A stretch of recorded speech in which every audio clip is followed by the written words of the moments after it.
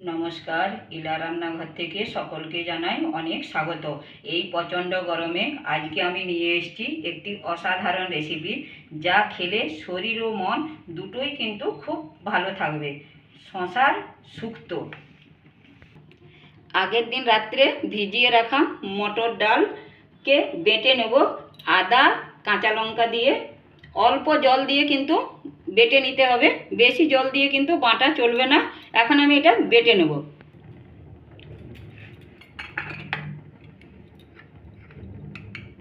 পরিমাণ মতন নুন দিলাম,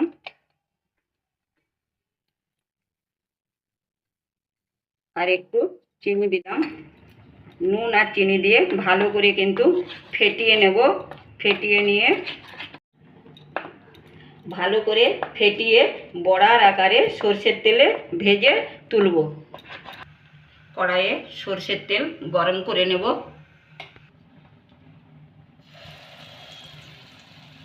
এবার আমি বড়াগুলোকে ভেজে নেব।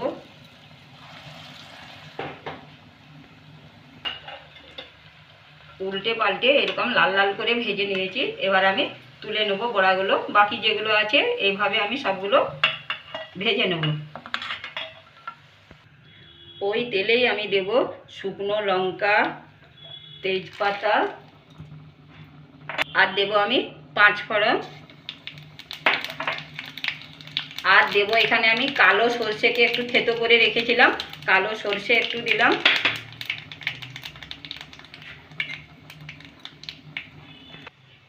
এবার আমি আদা বেটে রেখেছিলাম, আদা বাটাটা দিলাম।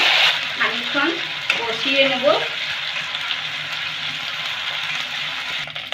এখানে আমি দুটো শসাকে এইভাবে প্রথমে আমি মাঝখান দিয়ে কেটে নিয়েছি, তারপর এইভাবে সাইডে সাইডে কেটেছি। এই দেখুন, এইভাবে আমি শসাটাকে কেটে নিয়েছি।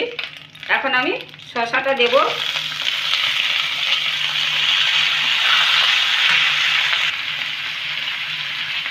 এবার আমি অল্প নুন দিলাম শসাতে, দিয়ে শসাটাকে আমি এবার ভাজা ভাজা করে নেব একটু।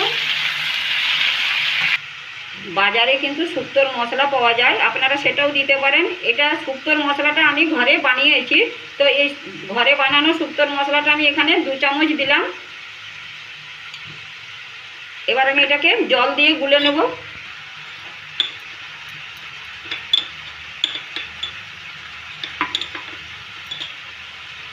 শসাটাকে একটু ভেজে নিয়ে এবার আমি শুক্তোর মশলাটা দিলাম।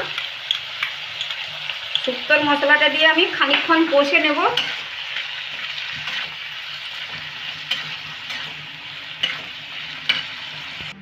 এখানে আমি 1 বাটি দুধ নিয়েছি। 1 বাটি দুধের সাথে এখানে আমি দিলাম 1 চামচেরও একটু কম আটা দিলাম। এখানে আপনারা কিন্তু ময়দা দিতে পারেন, আমি এখানে আটা দিলাম। আটা দিয়ে আটাটাকে আমি দুধের সাথে ভালো করে গুলে নেব। কষাতে কষাতে মশলার একটা খুব সুন্দর গন্ধ বেরিয়েছে বন্ধুরা। এবার আমি দুধটা দিলাম। যে বাটিতে আমি দুধ দিলাম 1 বাটি, ওই বাটিতেই আমি 2 বাটি জল দেব।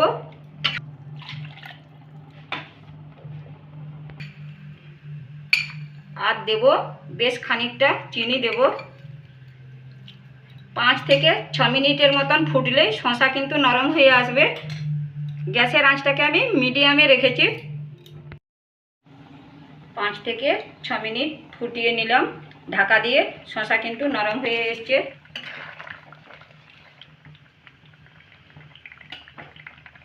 এবার দেব আমি ভেজে রাখা ডালের বড়াগুলো। ডালের বড়াগুলো দিয়ে 2 মিনিটের মতন আবার ফুটিয়ে নেব। দিলেই কিন্তু তৈরি হয়ে যাবে শসার শুক্তো।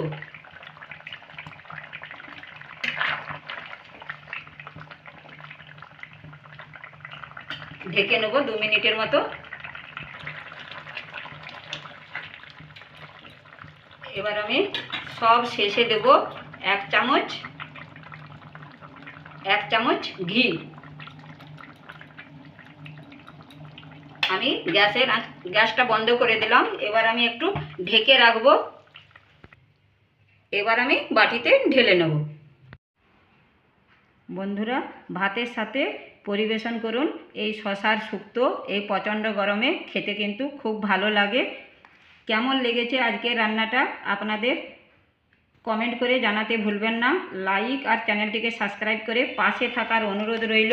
আজ এই পর্যন্তই, ধন্যবাদ।